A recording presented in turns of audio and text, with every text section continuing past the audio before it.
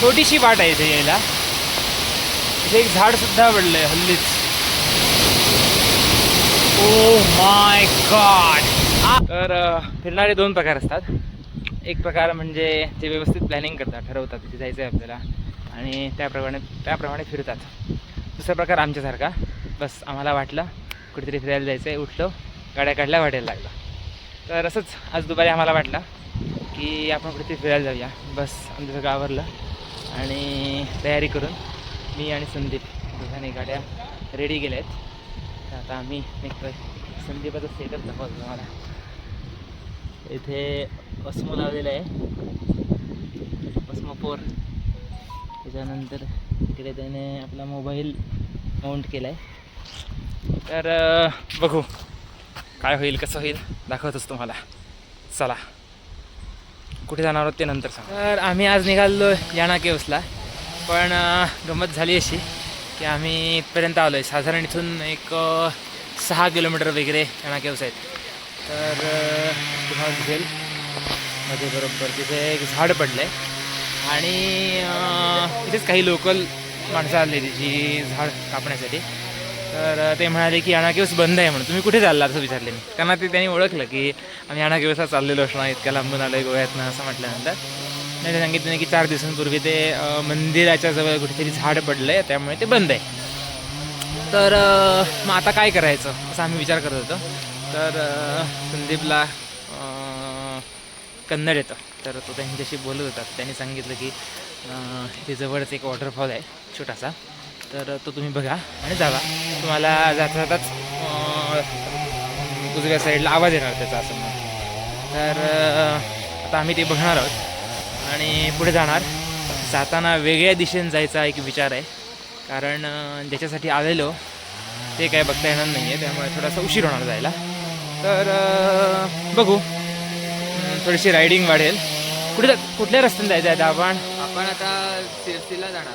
Okay, शिरसीवरनं घरी जाणार म्हणजे कुठून आलो आणि कुठून कारवार. तुम्हाला झाड कुठे पडलेलं ते दाखवतो वाटेत.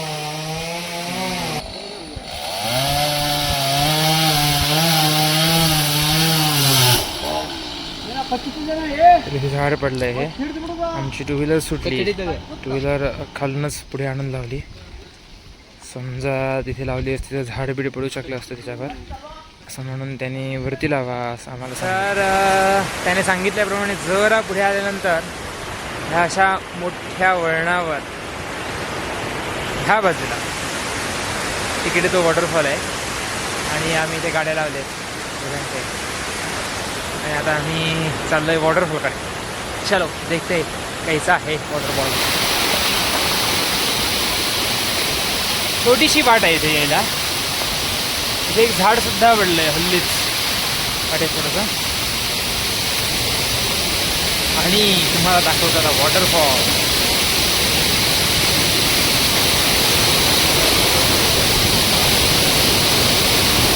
Oh my God. हा हा हा.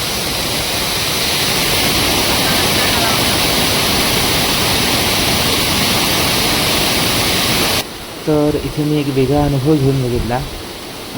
लो शटर व्हिडिओ करून बघितला, जो मी तुम्हाला ह्या व्हिडिओच्या पुढे दाखवेन. रिझल्ट काय आहे तो एक वेगळा अनुभव.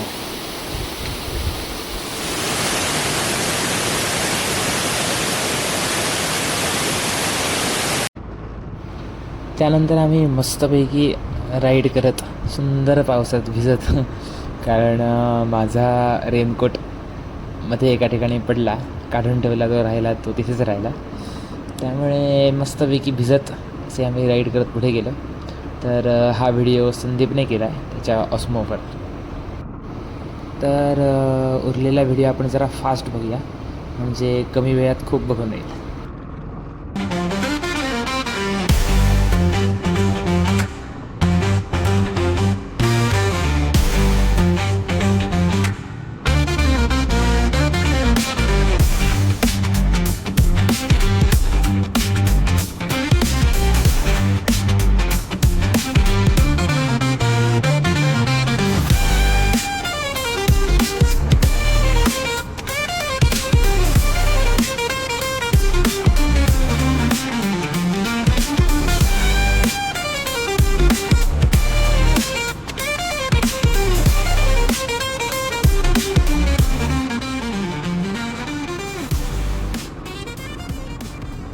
मी यल्लापूरला जायला निघालो आहे आणि वाटेतच आम्ही एका ठिकाणी थांबलेलो रस्ता विचारण्यासाठी.